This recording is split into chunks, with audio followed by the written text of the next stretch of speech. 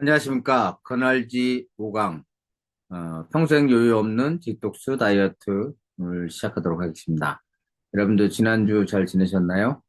어, 요즘 많이 덥죠? 근데 좀 한풀 꺾인 것 같습니다. 비 오고 나서, 좀 많이 좋아진 것 같습니다.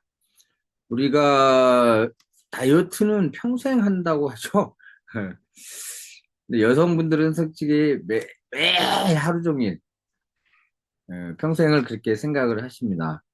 비만은 이제 전 세계인들에게서 위협하는 질병이 되고 있어요. 특히 내장 비만 많이 중요하죠. 제가 과거에 한 5년 정도 됐겠죠? 그때 5년 좀 넘었나요? 그때 부동산 하면서 살이 87kg까지 쪘었어요. 그때 고지혈, 고혈압, 당뇨, 정말 힘들었습니다. 근데 지금 현재 67kg고 인바디도 이제 인바디 검사하니까 세포막은 20대보다도 더 좋게 나왔고 근육량이나 골격근도 역시 좋게 나왔습니다. 그런 비결을 이 책을 통해서 제가 알게 됐어요. 많은 다이어트도 해보고 했지만은 원푸드 다이어트 뭐 많잖아요. 그 삼겹살 다이어트 이런 것도 해보긴 했지만 항상 요요가 왔고 도대체가 이게 안 되더라고요. 근데 이 책을 보면서 제가 그때 이후로 8개월 만에 20kg를 감량하고 지금 현재는 상당히 좋은 상태로 건강 관리를 하고 있습니다. 자, 화면 공유하도록 하겠습니다.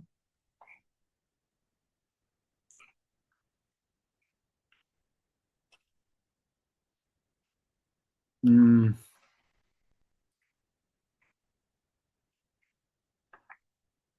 공유가 왜 안 되지?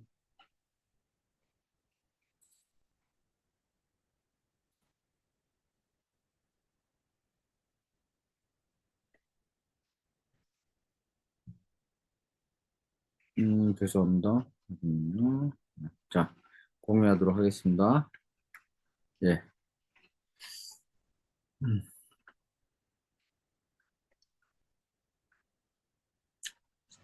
예. 오늘은 평생 여유 없는 디톡스 다이어트에 대해서 말씀드리도록 하겠습니다.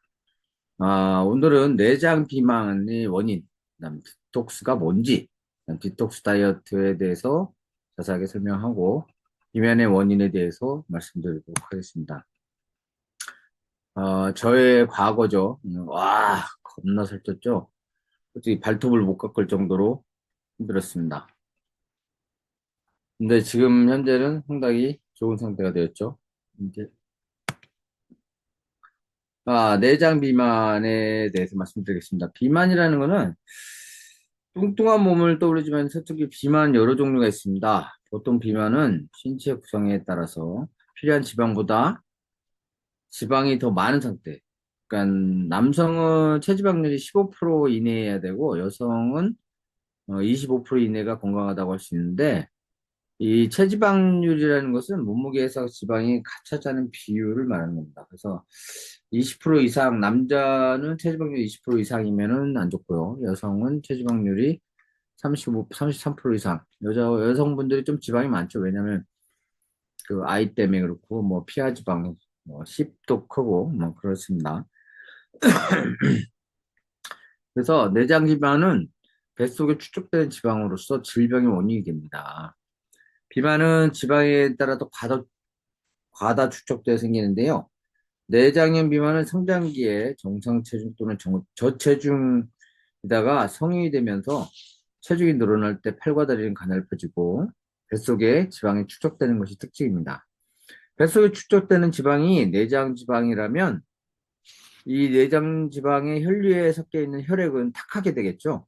이 상태가 계속 지속되면 결국은 지방간, 고혈압, 당뇨, 심근경색, 뇌졸중 등이 발생합니다.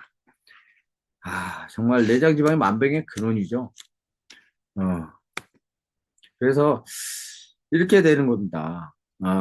내장 지방이 생기면 간이 지방간으로 간경화, 암으로 발전하고요. 혈관은 고지혈증, 고혈압, 동맥경화로 발전하게 되고요. 심장은 협심증, 심근경색, 심장마비까지 오게 됩니다. 뇌는 뇌경색, 뇌졸중, 세포는 결국은 당뇨까지 와서 우리가 암과 고혈압, 당뇨는 3대 난치병으로 되고 있어요. 그래서 세계보건기구는 이 비만을 질병으로 했습니다. 그래서 건강한 삶을 위해서는 체중, 정확히 표현하면 체지방률을 줄이는 것이 중요하겠죠. 소식과 운동이 비만을 해소하는 최고의 방법이라고 여기고 있는데요. 굶는다고 해서 무조건 되는 게 아니더라고요. 제가 줄 때 워푸드 다이어트도 모두 다 해봤는데 안 돼요, 안 돼.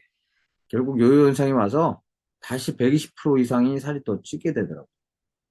그래서 비만은 우리가 생활 습관병이라고 합니다. 이 말은 그 비만이 장기간 형성되어 온 질병이죠.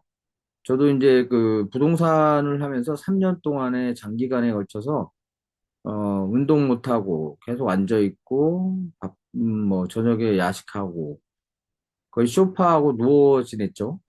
휴일에는 뭐 테니스를 치러 간다고 하는데 거의 뭐 거기서 하루, 일요일 날 하루 쉬는 거니까 거의 뭐, 아침부터 저녁까지 먹었죠. 내기하면서. 그때 무릎도 나가고, 그래서 양쪽 무릎이 연골이 찢어져가지고 반밖에 남지 않았습니다. 참 힘든 생활이었죠. 비만이 장기간 형성되는 거죠. 그래서 며칠 굶는다고 해서 그냥 빠지는 게 아닙니다. 어, 그래서 비만의 원인은 최근에는 비만 유전인자가 있다라고 해요. 그래서 부모가 모두가 비만일 때는 한 80% 정도가 자녀에게 유전이 되고요. 부모가 한쪽 비만일 때는 50% 정도가 어, 유전이 된다고 합니다. 요즘 소아비만들 많아지고 있죠. 성저수증, 또 고혈압, 지방, 어린애들이 그렇게 걸리고 있어요. 인스턴트 많이 먹죠. 어. 그래서 비만의 원인이 되는 것은 여러 가지 있겠지만은 탄수화물을 많이 먹어요, 우리가. 탄수화물을 먹다 보니까 탄수화물을 먹으면 혈당이 높아지겠죠? 혈당을 조절하기 위해서 인슐린이 췌장에서 분비가 됩니다. 근데 인슐린은 혈당을 중성지방이나 글리카곤으로 형성해서 세포에 간이나 세포에 저장하는데요. 즉 인슐린이 많이 나오니까 결국은 뚱뚱해지는 거예요. 너무 많이 먹는 거죠, 탄수화물. 저장된 지방을 에너지로 태워야 되는데 이를 소모하려면요 단백질과 지방, 비타민, 미네랄 등의 도움이 필요해요. 이게 나는 그 영양소 단백질도 잘 안 먹고요, 지방, 비타민, 미네랄들도 섭취가 했어야 되는데 그것도 많이 채소 채식에 많이 들어가야 되는데 그걸 하지 않았던 겁니다. 결과적으로 이런 것들이 없으니까 결국은 혈액 속에서 포도당이 세포 속으로 넣어지게 되고 과잉된 당은 내장 지방으로 분해가 됩니다. 다시 혈액 속으로 유입되게 되죠. 이런 과정이 계속 반복되다 보니까 탄수화물을 너무 많이 먹다 보니까 인슐린이 역할을 못하게 되는, 인슐린이 나왔다 안 나왔다 막 이러니까 고장이 나죠, 췌장이. 그게 이제 당뇨입니다. 저는 당뇨 초기까지 갔었는데 정말 뜨끔했죠. 그래서 탄수화물이 가장 문제더라고요. 이런 남은 당이 결국은 중성지방으로 또 글루카곤 형태로 간이나 세포에 저장돼서 이게 내장지방이 됩니다. 그래서 당뇨나 대사증후군이 걸리게 돼 있죠. 그래서 비만의 원인의 두 번째는 뭐 단백질과 지방의 결핍도 있어요. 근데 그 전에 스트레스도 역시 조절을 해야 됩니다. 정신적인 스트레스 때문에 많이 작용하죠. 그냥 스트레스를 받게 되면 우리가 어떻게 돼요? 교감신경이 항진돼요. 또 불편을 느끼기 때문에 반사적으로 부교감신경이 관장하는 장을 연동시켜서 기분을 좋게 만드는 세로토닌이 나와야 되잖아요. 그런 음식을 찾게 돼요. 그게 뭐냐면 빵이나 떡, 면류, 뭐 과자, 인스턴트 식품들 이런 것도 이제 다 탄수화물 아닙니까? 이런 것도 문제가 돼요. 근데 이거 스트레스도 역시 조절을 하셔야 되는데 이거는 본인이 운동과 뭐 이런 거 여러 사람 만나고 그러면서 풀어야 되지 않겠나 생각됩니다. 단백질과 지방이 결핍됐을 때도 문제가 됩니다. 어, 단백질이 그러니까 굶는 것만이 정등산 아니더라고요. 단백질과 지방이 결핍되면은 양질의 단백질과 불포화 지방산이 지칭하는 건데요. 결국 에너지 대사가 잘 되려면 호르몬이나 효소의 도움이 필요합니다. 음, 호르몬과 효소의 주원료가 바로 단백질과 지방이겠죠. 근데 이때 우리가 단백질이라고 하면 고기 뭐 이런 거를 말을 하지만 실제적으로 그 뭐 육체미를 하는 사람들은 동물성 단백질 많이 먹어요. 근데 동물성 단백질은 안 좋은 게 뭐냐면 아미노산 스코어가 60밖에 안 돼요. 또 밑으로 갈 수도 있는데 60이라는 건 뭐냐면 내가 불필수 아미노산과 필수 아미노산을 채울 수 있는 양이 60%밖에 안 된다는 얘기예요. 그럼 나머지 40은 어떻게 되냐? 호모시스테인이라는 안 좋은 거죠. 암모니아 또는 요산, 요수 이런 것들로 40%가 나오게 되는데 그거를 없애는 것들이 결국은 비타민과 미네랄, 아미노 비타민과 미네랄입니다. 근데 이런 것들이 충분하지 않으면은 결국 이것이 우리 몸에 독소로서 들어가게 되는 거죠. 호르몬과 효소가 주원료인 이 단백질과 지방이 칼로리가 부족하면은 근육으로부터 빠지는다. 왜냐하면 우리 몸은 지방을 분해해서 에너지로 쓰지 않고 단백질을 분해해서 에너지로 쓰는 것이 좀 수월하다고 해요. 그래서 단백질을 먼저 없애는 겁니다. 그러니까 단백질은 계속 줄어드는 거죠. 결국 나이가 들수록 허벅지 근육이 줄어들다는 얘기가 그 말입니다. 그래서 단백질 섭취가 필수입니다. 그래서 근육은 결국 손상시키지 않고 지방을 태워서 에너지로 만들어야 우리가 비만이 되지 않을 텐데 그 반대가 되는 거죠. 단백질을 먼저 고갈시키기 때문이죠. 단백질 식품이라고 하면은 고기, 생선, 뭐 달걀, 우유 등이 되겠는데 그럼 동물성 단백질 포화지방산이에요. 포화지방산이라는 거는 아시죠? 지방산이 포화돼서 다른 걸 받아들이지 못하는 거예요. 불포화지방산은 다른 것들 받아들여서 우리 몸에 쓰이는 거죠. 그래서 아미노산과 지방이 질이 떨어지고 부산물인 암모니아가 독성이 생길 수 있어요. 따라서 식물성 단백질인 대두단백질, 두부라든지 이런 거있는데 요즘 두부도 GMO 콩을 많이 쓰죠. 그러니까 그것도 좀 주의하셔야 되고 저는 보면은 이따 말씀드리겠지만 이 뉴트리 파이토프로틴이라는 이 대두 단백질을 씁니다. 이거는 아미노산 스코어가 100입니다. 그래서 불포화 지방산이기 때문에 너무 좋아요. 근육이 손상 없이 지방을 에너지로 사용하려면 결국 단백질을 잘 섭취하셔야 단백질을 섭취하셔야 내 근육에 있는 단백질을 섭취하지 않겠죠. 결국 이런 것들이 문제가 되는 게 이제 혈관 질환이 문제가 되겠죠. 또 비만의 원인으로서 유산균과 식이섬유 부족도 있습니다. 유산균과 식이섬유가 부족하면요. 장내 유익균보다는 유해균이 더 많아지기 때문에 먹은 음식이 발효되지 않고 결국은 썩게 돼요. 부패가 된다는 거죠. 그러면서 혈관이 독소가 발생하니까 혈관이 오염되겠죠. 그 혈관 손상이 결국은 세포로 기능 장애를 일으키게 됩니다. 이 실험에도 나와 있는데요. 비만쥐와 날씬한쥐를 장내 세균을 빼서 다른 실험쥐에 넣었을 때 비만쥐 장내 세균을 주입한 쥐는 뚱뚱해지고 그렇지 않은 쥐는 날씬하다는 그 연구 결과도 있습니다. 즉 유산균이 부족하면 음식의 대사율이 떨어지기 때문에 대체로 뚱뚱해져요. 참 문제가 많죠. 이거 대사증후군입니다. 결국. 비만의 원인의 네 번째로서는 비타민과 미네랄 부족을 들 수 있습니다. 우리가 탄수화물, 단백질, 지방을 아무리 먹어도 이를 소화하고 대사하려면 효소의 도움이 필요해요. 근데 이 효소를 활성해 주는 것이 바로 비타민과 미네랄입니다.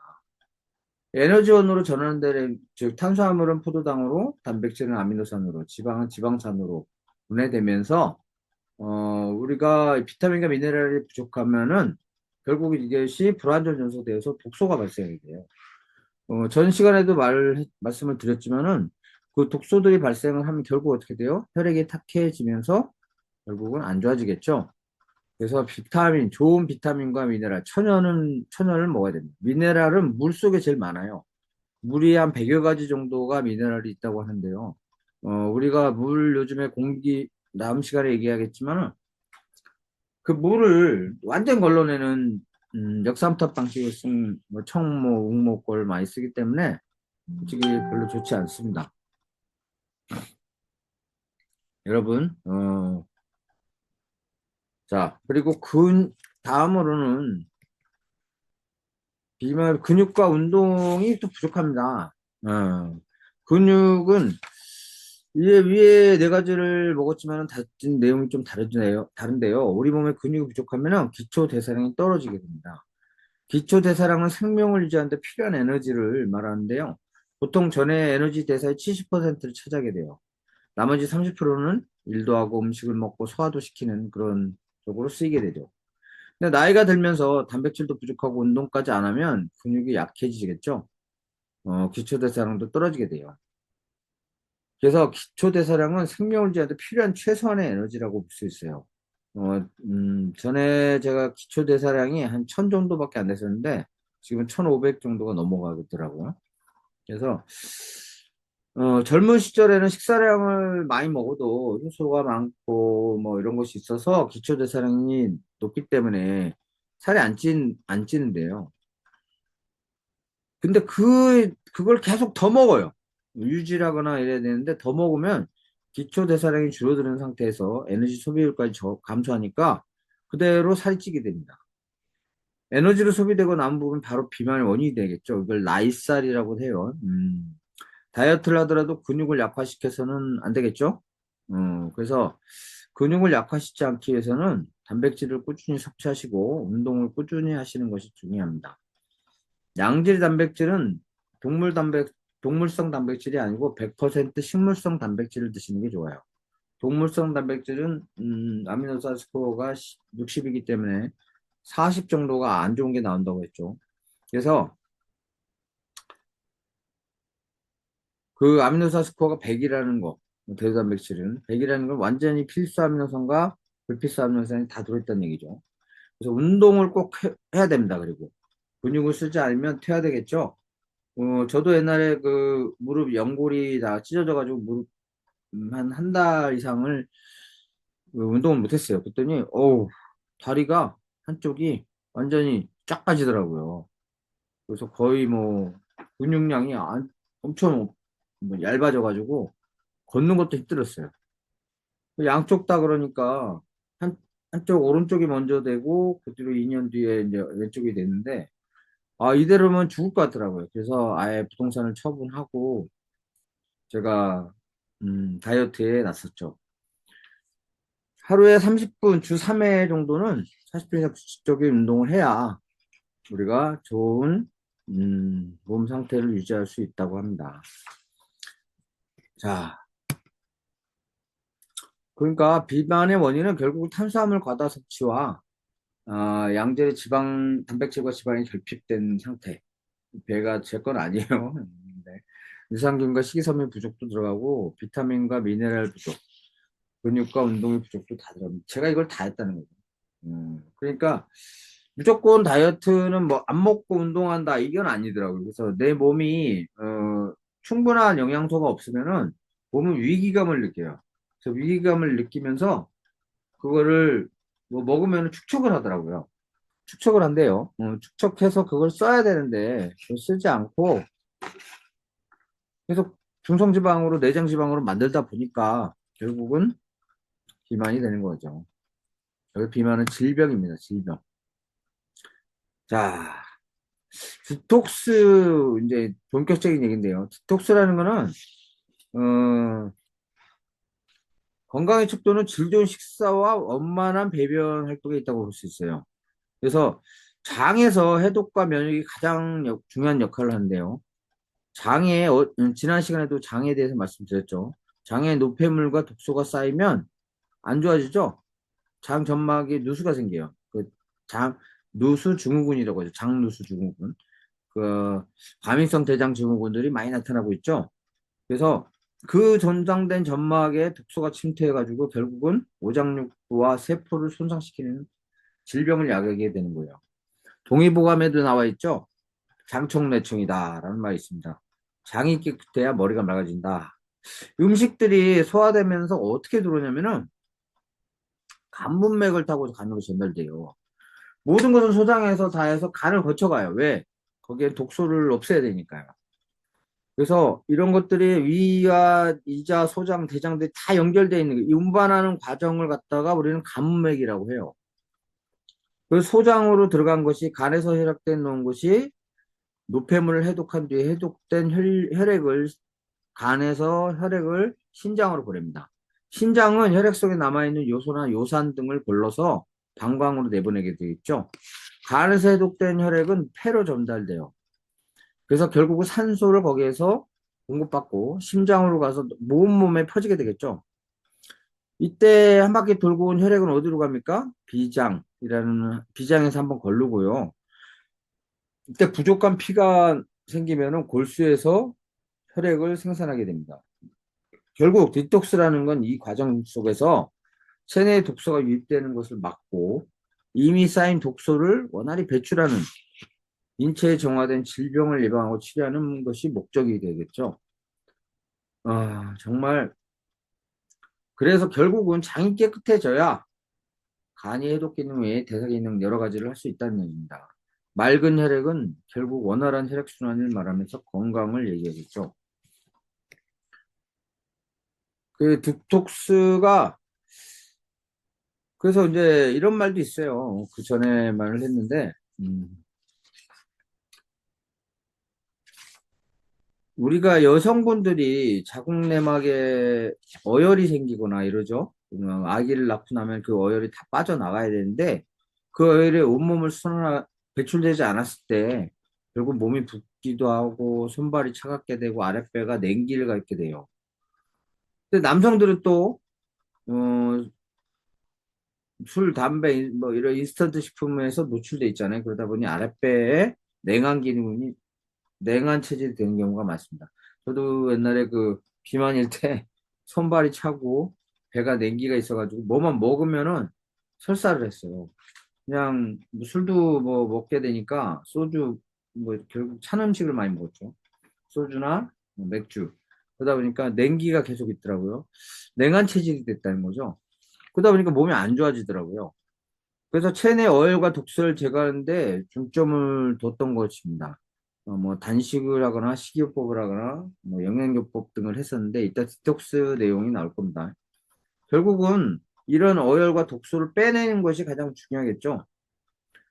아, 그래서 개개인별로도 상황이 다 달라요. 그래서 디톡스는 음식의 섭취를 최소화하고 부족한 영양소를 보충하면서 소장과 대장의 수병과 지방을 제거하는 데 중점을 둬야 됩니다. 어, 그러면 그 디톡스로 하게 되면은 제가 이제 처음에 뭘 했었냐면은 디톡스 할 때 그 장을 먼저 디톡스 했어요. 장이 그 상당히 안 좋으니까 유산균과 식이섬유를 많이 먹었어요. 그랬더니 와 숙변이 엄청나게 나옵니다. 윤과 윤 사이에 껴있는 숙변들. 그 숙변들이 다 독소잖아요, 독소. 그 독소들이 다 빠져나오는데 다 빠져나왔는지 아닌지 모르지만 3번 정도 변기가 막혔던 것 같아요. 그러니까 2, 3kg가 확 줄더라고요. 그 정도로 많았는지 나 처음 알았습니다. 그때 썼던 것이 이게 화이버 비치라는 건데요. 식이섬유에는 두 가지가 있더라고요. 불용성 식이섬유와 수용성 식이섬유가 있어요. 수용성 식이섬유는 그 장 속에 있는 나쁜 균을 가지고 나와요. 불용성 식이섬유는 이 수세미 같아요. 그래서 이걸 먹으면서 물을 많이 먹어야 돼요. 이게 부풀어가지고 다 긁어내요. 그래서 변이 나오는 겁니다. 근데 이 과정 속에서도 역시 비타민과 미네랄이 많지 않으면 변비가 된다는 거죠. 또 치질도 개선하지 못하는 거고요. 자, 이렇게 해서 피부가 맑아지고 근육량을 유지되는 과정을 겪어야 됩니다. 그래서 우리에게는 냉증, 수족냉증, 생리통 우울증 등이 안 좋은 거죠. 저는 또 손발이 차고 막 이러다 보니까 뭐 당연히 그런 줄 알았어요. 그런데 제가 이제 뒤에서도 얘기하겠지만은 혈액 디톡스를 했습니다. 혈액 디톡스는 이런 오메가3 밸런스라는 건데요. 내가 이걸 먹으면서 그 평소 이게 먹으면은 이제 하루에 1회 2캡슐, 1일 2회 정도 되는데, 전 이거를 한 달 분량인데, 열흘 동안에 한 통씩 먹었던 것 같아요. 그랬더니 혈액이 깨끗해지면서 손발이 따뜻해지고, 결국 혈관이 혈액에 껴있는 그런 것들. 그러니까 이거 말고도 이제 두 가지를 더 먹었는데, 이거는 혈액에 있는 고지혈을 빼줘요. 그리고, 레시틴은 거기에 껴있는 지혈, 안 좋은 것들을, 그 뭐죠? 고지혈이죠? 그걸 없애주고, 또한 비타민C 요거는 혈관을 튼튼하게 해줘요, 혈관을. 이거를 이제 삼총사라고 해요. 혈관 삼총사라고 하는데, 이걸 먹으면서 제가 아주 좋아졌어요. 아, 너무 좋아졌죠? 자, 그런 효과로 부종도 몸도 붓지 않았고, 나중에는 이제 3개월 동안은 전혀 반응이 없더라고요. 근데 희한하게도 3개월이 지나면서 쭉쭉쭉쭉 빠지기 시작하더라고요. 손과 몸과 손발도 따뜻해지고, 체지방도 감소되고, 피부도 뭐 매끈매끈해지더라고요. 지금 보면 아주 상당히 매끈하죠? 예. 또 그러면서 운동을 계속했어요. 제가 그 우이천, 여기 중랑천에 지인데요. 우이천을 걸으면서 아침 새벽 5시에 일어나서 걸으면서 그 운동기구를 갖다가 12가지를 하나에 100개씩 하겠다. 그렇게 하고 했는데 안 되죠. 윗몸 일으키 3개도 못 하겠더라고요. 솔직히 일어날 때도 뒹굴어서 일어났던 뚱뚱이가 어떻게 하겠어요. 근데 3개월이 지나면서부터 제가 그 100개를 했다는 거 아닙니까? 몸도 좋아지고, 어, 우리가, 그, 그 내용을 한번 제가 하겠습니다. 이 디톡스 다이어트인데요. 이걸 하면은 신진대사가 빨라지고 독소 배출이 잘 되고 살이 잘 안 빠지는 체질로 변하게 된다고요. 우리 몸속에는 중금속도 많아요.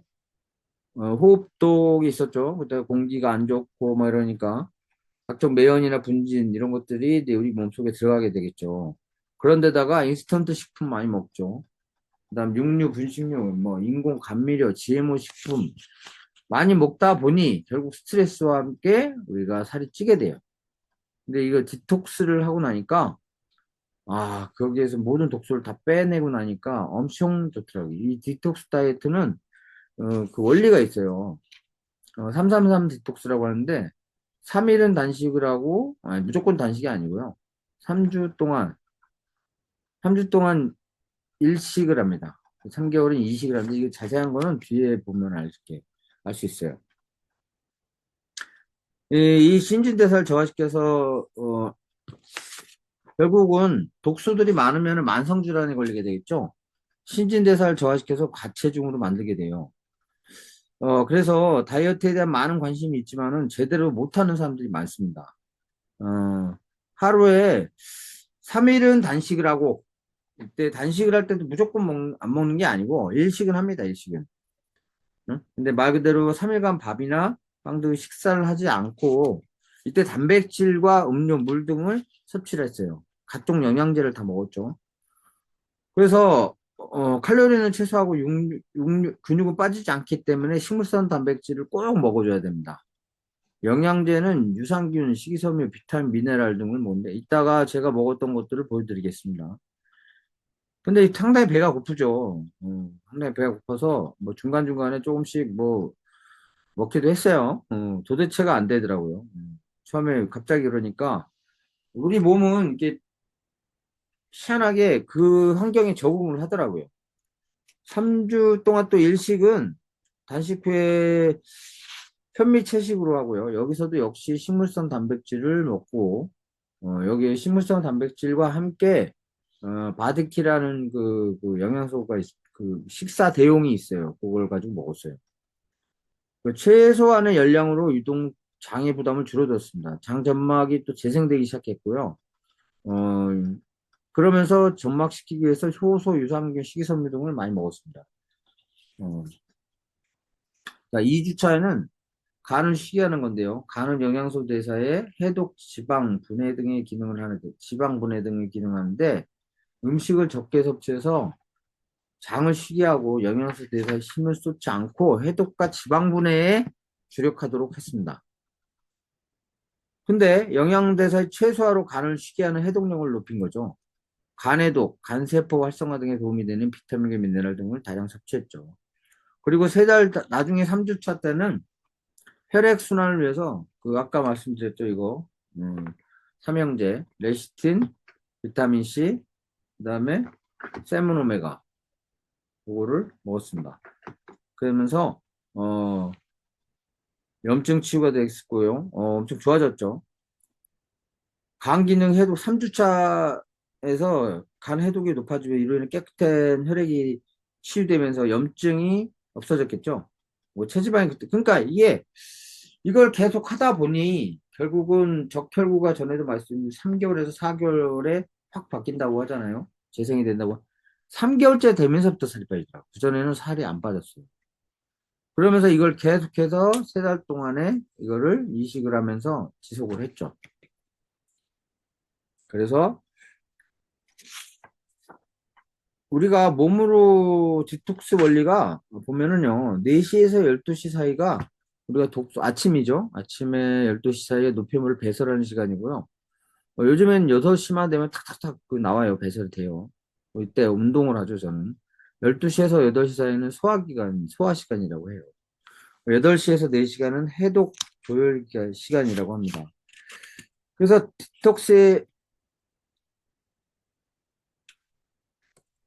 디톡스의 핵심은 저열량식이라고 볼 수 있어요. 즉, 장을, 세포 내 노폐물을 제거하고 충분한 영양소를 섭취해서 장을 해독하는 것이 가장 중요합니다. 장의 독소를 분해하고 배출시킴으로 인해서, 어, 다른 장부에 깨끗한 혈액을 공급하도록 하는 것이 가장 중요하겠죠. 디톡스를 할 때는 독이 있는 음식을 절대로 먹지 마세요. 자연식품 등을 많이 드시고, 인스턴트 식품 하지 마시고, 백미, 그리고 밀가루, 그다음에 떡, 이런 것들 드시지 않는 게 좋습니다. 그래서 하루에 옛날에는 농경 사회에서는 30 내지 50까지 했죠. 간식까지 먹었는데 이제는 그렇게 안 해도 신진 대사를 충분히 할 수 있으니까 아침은 거의 대부분이 안 먹고 저녁으로 점심과 저녁을 드시는데 그 해독 시간도 되고 좋습니다. 그래서 특히 10시부터 8시부터 오후 4시가 해독 조절 시간인데요.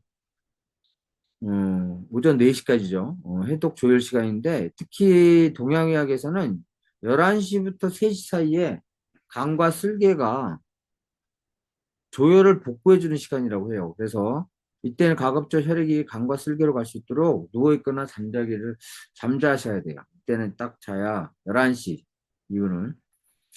어, 그래서 아침 식사 대신에는 사과식으로 하시는 게 좋고요. 보면은 생활 습관으로는 아침에는 사과 껍질째 2분의 1쪽 또는 토마토, 식물성 단백질 음료 이런 거 드시는 게 좋고 저탄수화물, 고단백, 고지방 식사를 하시는 게 좋습니다. 특히 백미, 밀가루, 당도 높은 과일 이런 것들은 피하시고요. 밤에 식사를 하면 지방을 분해서 혈당을 올려주는 글루카곤이 나오지 않기 때문에 먹는 것이 모두 살로 갈 가능성이 큽니다. 글루카곤을 지방 분해를 활성화하는데 작용을 하는데 특히 과일이라도 밤 8시 이후에는 먹으면은 야식이 됩니다. 그 라면이나 치킨은 아예 독약이죠, 독약. 그러니까 여러분들 결코 먹지 마시기 바랍니다. 그래서 조식에는 이런 거 사과나 이게 또 너무 힘들다 그러면은 두부하모나 닭가슴살 샐러드 등을 드시고요.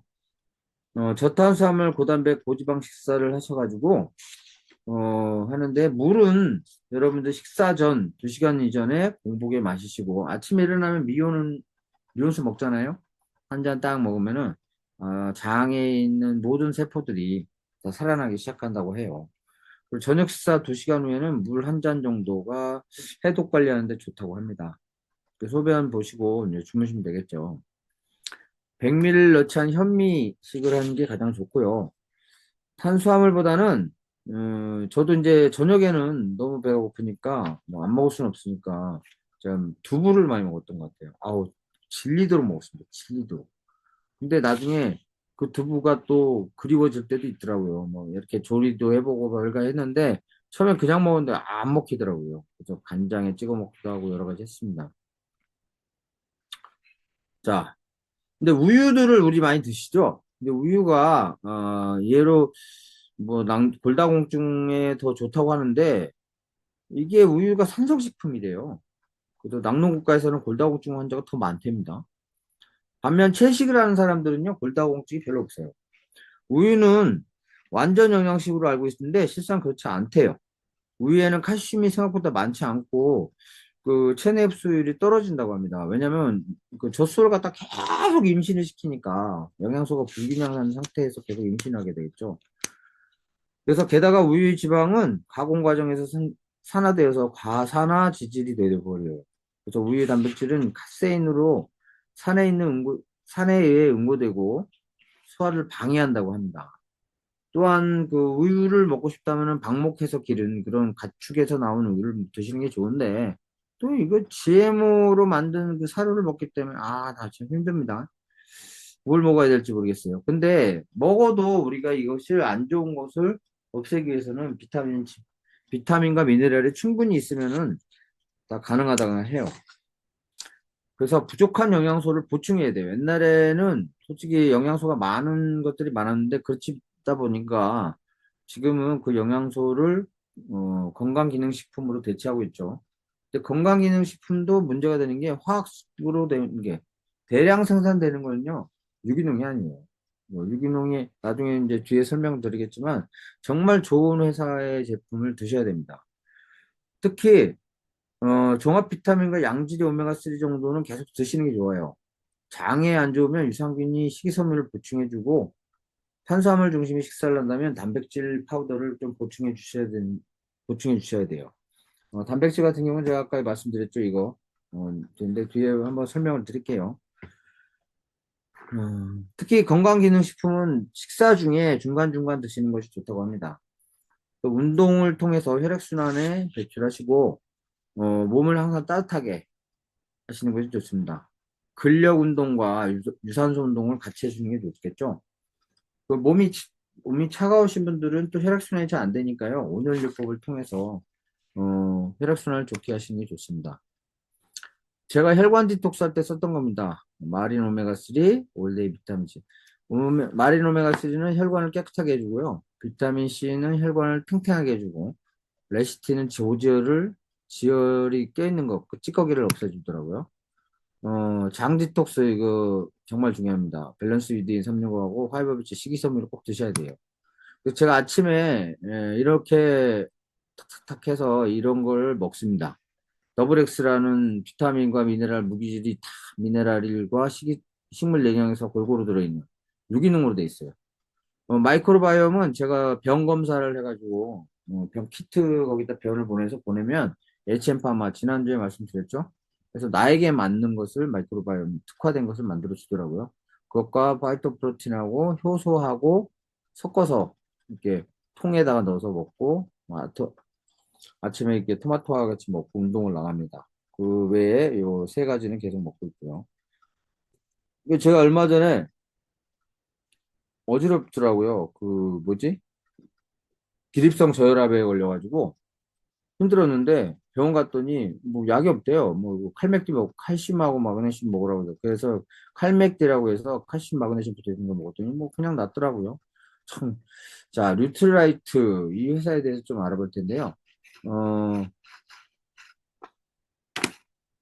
이 회사는 친환경 기업에서 2022년 11월 17일에 희망TV SBS에서 방영이 됐어요. 이현우가 그 봤었는데요. 이거 역사에 대해서 한번 봅시다.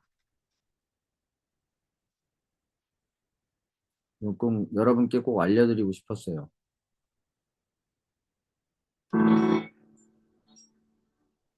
칼 렘보그의 혁신적인 아이디어로부터 시작된 뉴트리라이트는 진심의 철학과 앞선 과학으로 놀라운 성취를 이루었습니다. 6,000에이커의 자체 생태계 농법 농장, 150개 이상의 뉴트리션 특허, 800여 명의 전문가들이 이를 증명하고 있죠. 생활습관 성형으로 건강한 삶을 더 오래 즐기는 시대. 지금 뉴트리라이트가 선도해 가고 있는 진행형 미래입니다.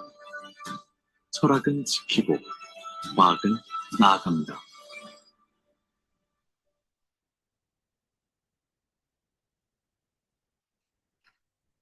네, 여러분 보셔서 알겠지만은 뉴트라이트는 칼렌보버스가 창립했는데요.